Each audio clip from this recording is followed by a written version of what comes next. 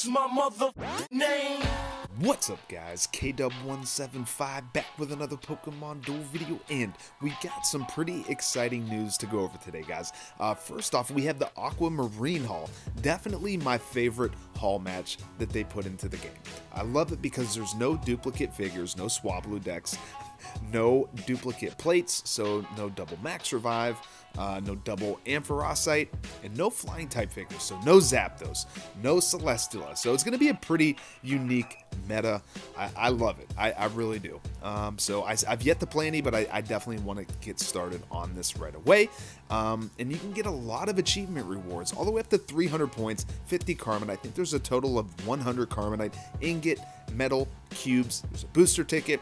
You can get 5 booster tickets for the top 100, 3 for the top 300, and then top 1000 gets you 1 booster ticket. So it's kind of nice that they give some ranking rewards as well. If you do want to continue to play those matches even after obtaining your 300 points, you're going to get 20 points for winning, and then you're going to get 4 points for losing. You'll lose 2 if you rage quit, so don't rage quit guys. Definitely don't rage quit, but yeah, you're gonna have to win. If you win every single match, that's gonna be 15 total wins. So depending on how many you win, how many you lose, you're probably gonna have to play at least 15 matches, obviously. So a pretty interesting teaser. Figures for that mythical Pokemon are finally here. 34 million downloads worldwide. To show their appreciation, they're holding an extreme gratitude event starting on May 1st, which we know is going to be the new banner. We've been seeing it. That's when the recommended boosters expire and change over. So it's going to be a pretty exciting event from what it looks like. So figures for that mythical Pokemon are here. So characteristics. These figures can change forms. Their MP changes when they change forms. These powerful figures give you more strategic possibilities. Mega Evolution doesn't end? Like exclamation question mark, right? Developers taking on kind of that YouTube clickbait title strat, right? Mega Evolution doesn't end. They have new abilities that change the tactical situation. So guys, I definitely think this is going to be Shaymin. We've seen it in the teaser trailer from before, even though it was blurred out. It was easily spotted. And the thing is like mythical Pokemon and legendary Pokemon are kind of considered to be 2 different groups altogether. So I went online, I went onto the Bulbapedia, and I'll link it down below so you guys can check it out as well. But I took a look at all of the mythical Pokemon that are, technically mythical Pokemon, like Mew and Celebi. So there's no mythical Pokemon that have a Mega Evolution from what I've seen. And there's only a few, well, I don't know, maybe about half. We'll go, like, there's some that change forms, and there's some that don't change forms. So I'm going to just read off the entire list to you guys, and, it's going to be pretty obvious to why it's Shaymin. But we have Mew, we have Celebi, we have Jirachi, and we have Deoxys attack form, speed form, defense form, normal form. So obviously, out of those 4 mentioned, Deoxys, that's the only one of those 4 that change forms. We've already got Deoxys. Then we have Manaphy. Then we have Darkrai. We already have both of those. Those don't change forms. And then next in line is going to be Shaymin. We have the land form and the sky form. Basically, whenever Shaymin is in land form, and it's exposed to, I'm not sure how to pronounce this. It's like a Garcedia flower. That's how I'm going to say it, Garcedia flower. It does transform into the sky form. So it's a grass type. And then whenever it's in land form, and then whenever it transforms into sky form, it picks up the flying as its secondary typing as a grass flying type. So it makes sense, right? We haven't got into the figure restats, rebalances yet for the stat adjustments. So, but some grass figures are going to be adjusted, and it just makes sense. But we have Arceus is another mythical Pokemon. It has like 18 different forms. Basically, for every typing, there's a form for Arceus. I definitely don't think it's going to be that. Then we have Victini. We have, it doesn't change any forms. Keldeo has the Resolute form, and which we have right now, the ordinary form. So we've yet to see the Resolute form. Then we have Meloetta. It has 2 different forms. The Aria and the Pyroetta form.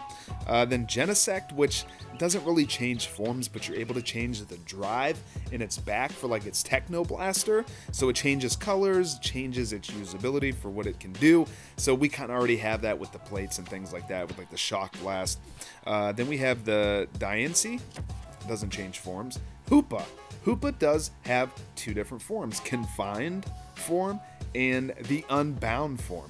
So basically in confined form it uses Prison Bottle, and then it becomes the unbound form. Definitely don't think it's going to be that. Then we have the Volcanion, not going to be that. Magearna, because, you know, Volcanion and Magearna don't change forms. Then we have Marshadow. Doesn't really change forms except for the fact it says a form-like transformation. Basically, while fighting, if it's fighting, spirit starts to burn, it becomes the Zenith Marshadow. So I'm not sure. I don't know if it like looks different or if it's a stats, or, you know, I'm just kind of going by some research, guys, really. And then the final Pokemon I think to be added is the Zeraora, which we all seen Rico kind of cover. It's the electric Pokemon that was most recently added.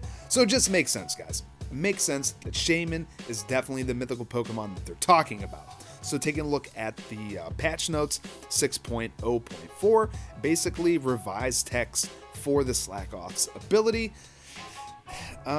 You know, it's not getting a stat adjustment, so I still don't think anybody's gonna. But I'm kind of curious to see what the revised text for the uncommon Slakoth ability is gonna be.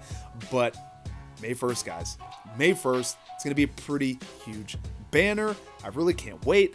And if Mega Evolutions like never end until they're knocked out, that could be pretty insane. But to the bread and butter, guys, changes for some figures scheduled on May 1st. We've been wanting this for so long. We haven't really got a stat adjustment, I feel like, since like maybe Sviper.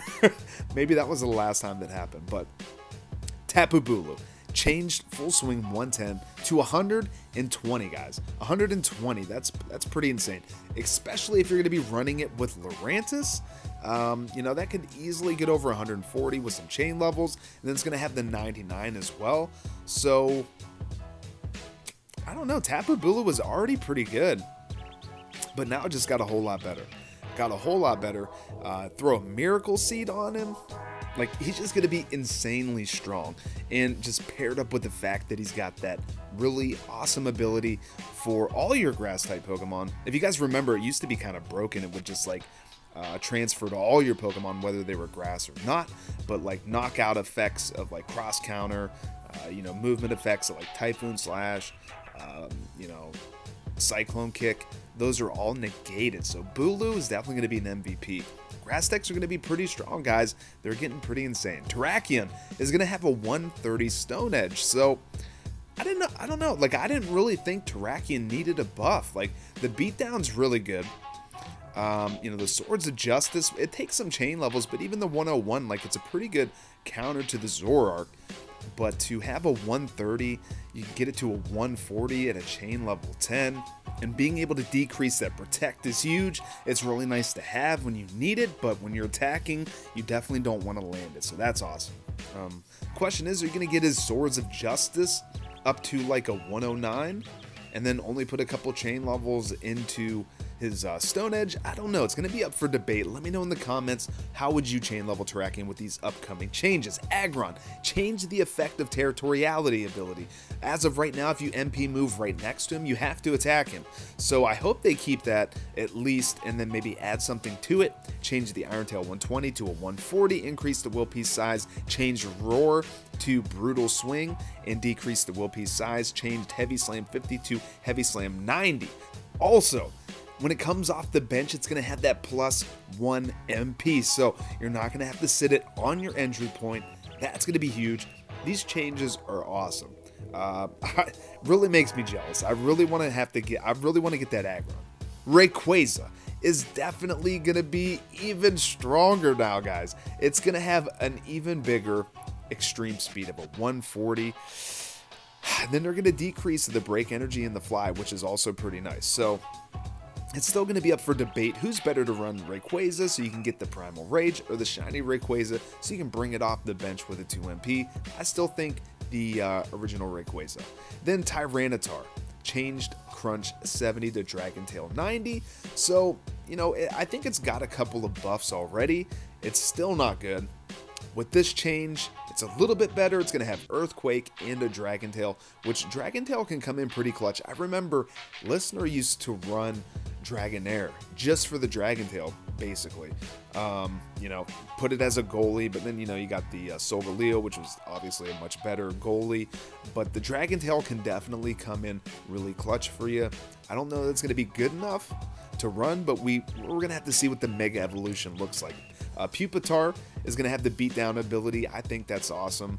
You know, doesn't really need any power creep because, you know, with that ability, you don't really, it doesn't matter how much damage it does. You're going to try to match it up with like Coco or something. Has a 50, still probably want to run an X attack just to be safe, but yeah, that's going to be it for the balance adjustment. So I'm actually pretty excited, guys. You know, I'd really like to see a beatdown plate. So you could use it as a plate, and then when you attack, it's going to make all blue slices a miss. You know, I got a lot of ideas for like plate ideas and things like that. Maybe I'll have to do a video on that as well, but I'm excited for the changes, guys. I wish they did some older figures again, but still. May 1st, guys, these banners are going to be gone. Recommended. Both 10 packs are going to be gone. The special in the figure set's still going to be here, obviously.